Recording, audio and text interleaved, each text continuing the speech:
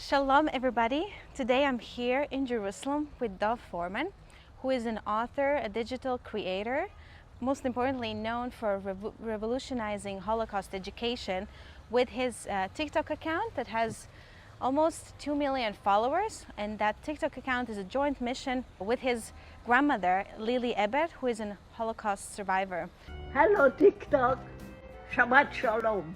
Shabbat Shalom everybody, have a nice weekend. Yeah, so my name is Dov Forman, I'm 18 years old. I'm currently studying history in university. And history has always been a passion of mine, specifically because of my great-grandmother, Lily Abbott, who is a Holocaust survivor.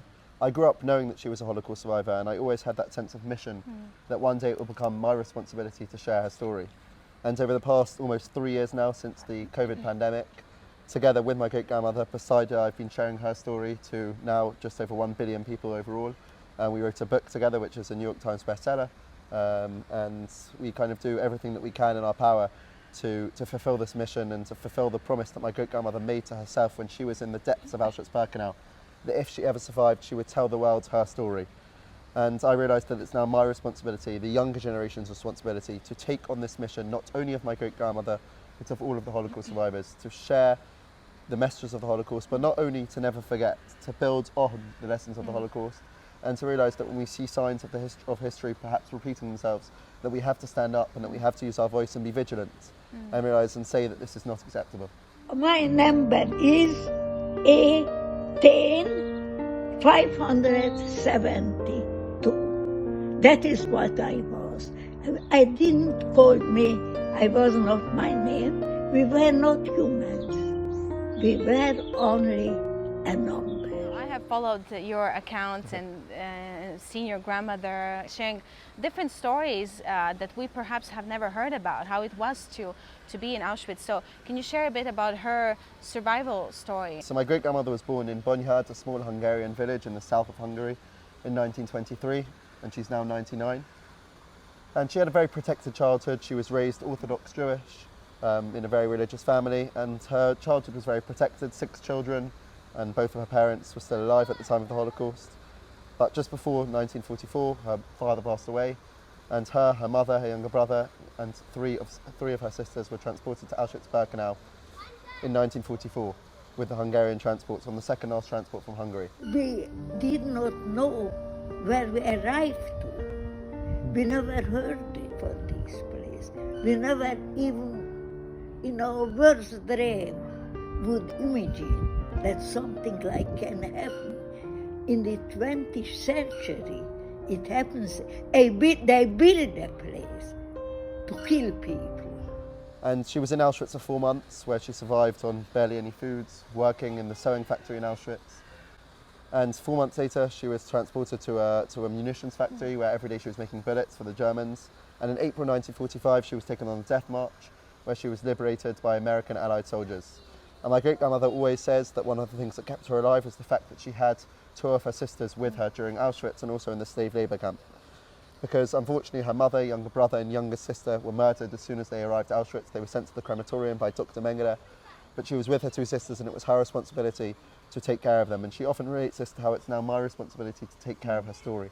And I think that's quite a nice kind of connection, that she had to look after them now, and then now it's my responsibility not only to look after her story, but also to look after her sister's stories and the stories of the millions of people who did not survive, but also the hundreds of thousands who did survive, and to preserve their stories, to ensure that they're never forgotten. And as we're nearing the International Holocaust Remembrance Day, your story in this project is so unique in the way how it brings the Holocaust remembrance and education to the next generation and to the young people all over the world. So how did you decide to start this with your great-grandmother? So it all started, as I said, in the COVID pandemic, when I was kind of getting more interested in sharing my great-grandmother's story, and I asked her to show me a few things which I could share with the world. And she showed me a banknote which an American soldier, Jewish American soldier, had given to her upon liberation from the death march. And he didn't write his name, but on this banknote he wrote, "The start to a new life, good luck and happiness." 10 words of hope. And he didn't write his name, he just wrote his position in the army. And when I saw this, it kind of really touched me, because I really realised that this was the first piece of kindness that someone had showed to her after the war. And so I joked with her and I said, right, I'm going to find this soldier, even though he didn't write his name on the banknote, he only wrote his position in the army. I said to her, I'm going to find this soldier, and I posted it on Twitter, and within 8 hours, 2 million people had seen the tweet, and we found the soldier. And that was the first moment that I realised that every single young person, not only myself, no matter how many followers I had, or no matter how many followers you have, can make a difference. And I decided that I would continue to use my platform, the small platform that I had at the time, to share her story. And I continued on Twitter and on the news and wherever I could to share her story. And very quickly we gained a lot of traction. We're going on media sites across the world. And then as the COVID pandemic worsened and we were in lockdown for even more, I decided to go on TikTok and share her story there. And very quickly, within 3 months, we had 1 million followers, and the rest is history, I guess. And we've continued ever since now, just over a year, to share her story. And we've now reached over 1 billion views, both on Twitter and TikTok. And I think it really shows that with the click of a button, you can make a difference. Yes. And people think that young people can't make a difference, and we're often overlooked. And rightly so. I mean, young people can't change the world very often. But I think if you have the ability to use a platform in the right way, to share something which might interest people or might make a positive difference in the world, you should do it, and you should use your platform and realise that you can actually make a difference, you can have a seat at the table. I've now worked with countless governments, with the European Union, I've worked on a project with the United Nations, and I think it really shows that young people can and should have a place at the table and can make a difference in the world. And it's so unique because TikTok back then was known as entertainment, and with these dance videos. So it's interesting that you decided, you know what, I'm going to use this platform also to, I mean, how was it that you presented this TikTok idea to your great-grandmother? When I said to my great-grandmother, let's start a TikTok account, she laughed. She had seen it on the news and she said, I'll do it, but I'm not dancing. And I think, A, that sums up her personality. She's always giddy, always happy, smiling, even though the trauma that she went through. But it was tough at the beginning. We got a lot of, not backlash, but a lot of people questioning, is this the right platform for Holocaust education? We were the first people really educating about Judaism and the Holocaust on the platform. Thankfully now plenty of people have joined us. And a lot of people say, do you feel threatened by other people teaching about the Holocaust? I say, no, I'm thankful that other people have seen our work and have carried on with it, because ultimately we have the mission to share Holocaust education to as many people as possible across the world. So it doesn't matter if people are doing the same thing as us, if people get more views than us. Ultimately, it's about sharing the message of the Holocaust with the world, and I'm glad that we were the first people doing it and that other people have followed suit, because it really is so important to go to the platform where young people are and share the story with them. And I think that's a common phenomenon which is going across the world, which is kind of the whole world is revolutionising to be more online. And it's so important that we share these stories online. And so in this process, which is probably really creative, you know, to follow some of the trends on TikTok and some of the, you know, ideas. So what are the things you have learned about your grandmother and her character during this process? Firstly, how creative she is and how every single moment she wants to stand up and try something new. Even when I said to her about the TikTok, straight away she said, I'm not dancing, but yeah, let's do it. She's always, not only with this, but also quite a few years ago, she sat in a train station with a sign saying, I'm a Holocaust survivor, ask me anything. She's always been creative in ways to educate the world about her story. She's always had that sense of mission and purpose. And I think that all comes back to that promise that she made herself in Auschwitz, that if she survived, she would tell the world. And I've learned so much about her, but I think one thing which I didn't realise, which I now do, is how similar me and her are. And I think a lot of people comment on that when they read our book or when they watch the TikToks. We both love to go out there. We share the common purpose and common mission, and I think it's quite nice really to have such a close bond with my great-grandmother. Most people aren't able to even meet their great-grandparents, so to be able to have spent so much time with her educating about these stories is quite, I think, I'm so grateful for it. Hello TikTok. In 2 hours we are going on live. Please join us. And please ask any questions you have. And so, but looking from your great-grandmother's perspective, what has she learned about you and about this generation in general?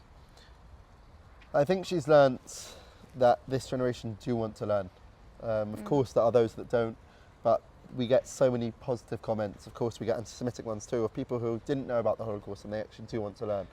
So I think it's quite incredible, and she's realised that. She's also, I think, reassured now that her story will not only live on with me, but with millions of other people that have watched the TikToks. And Elie Wiesel once famously said, when you listen to a Holocaust survivor, when you listen to a witness, you become a witness.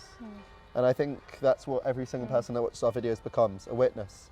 And it's not only about becoming a witness, it's once you are a witness, what do you then do with that? And I propose to every single young person that once you become a witness, you take it upon yourself to share that story with at least one other person, so that another one person can become a witness. And like that, we really can make a difference in the world. And if a young person or anybody basically comes across your account, sees your videos, what is the main message you want to convey and for them to understand? There are a number of messages, but often people ask me what's the thing you're most proud of over the past few years that you've achieved. And I often say, aside from the book and the number of TikTok people that have watched our videos and learned about the Holocaust, I often say the fact that other young people have been encouraged to use their platforms for good and to ask their parents, grandparents, great-grandparents, even if they're not Holocaust survivors, questions about history.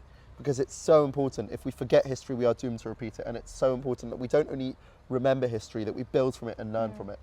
And there's so many lessons to be learned from the Holocaust survivors and from the past and from the tragedy of the Holocaust, and we cannot allow those signs to be repeated. And so one thing which I want young people to learn about is to use your platform to good, not only to use it for good, to learn and to build on those experiences. Amazing, and of course you are an inspiration in this. Thank you. And I feel like many people, I mean, I encourage you now or after this video to follow their TikTok account at Lily Ebert, and really, you know, share those videos with your friends. And we know that these are the times of, unfortunately, rising anti-Semitism. And also in connection to the International Holocaust Remembrance Day, what would you want to say if a young person is now watching this video? What is your main message? Well, the theme for this year's Holocaust Memorial Day in the United Kingdom is ordinary people. And I think if we reflect on that, there's a number of things that we can learn, which is from both sides. One is that ordinary people during the Holocaust remained silent. And if you are Jewish or not Jewish listening to this, my message to you is never ever to remain silent, to be vigilant and to stand up to hatred no matter who it's directed towards, wherever and whenever you see it. You cannot remain silent, because if you do, we can allow the signs of history to repeat themselves. Another message which I want to convey is that the Holocaust happens to ordinary people, ordinary Jews just like me, who had a very similar childhood to me, and overnight, of course it took years of building up, but overnight the Nazis came to their houses, took them out, put them in ghettos, and eventually they were in concentration camps. And everything changed. And again, it shows us that we must be vigilant, we must stand up, because it could happen to you and me, ordinary people. And I think there's two messages there, and I think on Holocaust Memorial Day, those are two messages which we should definitely reflect on amongst millions of others. Thank you, Dov. Thank you. You're an inspiration, and I really think that you know, we should not be too negative when we look at the younger generation, and really realize that we can actually set an example of how not to be silent, how not to be silent in the times of rising anti-Semitism, how not to be silent on social media when we see what's happening. And if you need some inspiration, as I said, follow Lily Ebert's and Dov Forman's account and learn. It's important that we stay educated and that we learn about all these facts, especially in these times that are complicated. So thank you again for watching. Thank you, Dov. Thank you. We're wishing great-grandmother health wishes and our warmest regards. And so thank you everybody for watching, and thanks for supporting us. Thanks for staying connected to our social media accounts where we share about Israel but also about the Jewish people. So thank you and goodbye from sunny Jerusalem. Talk about the Holocaust with words is impossible. And we try to do and explain the unexplainable in the world all the time, from this time already before, now, and all the time. Always happen the bad things. But something like the Holocaust never ever happened, and I hope, with God's help, never again will happen again.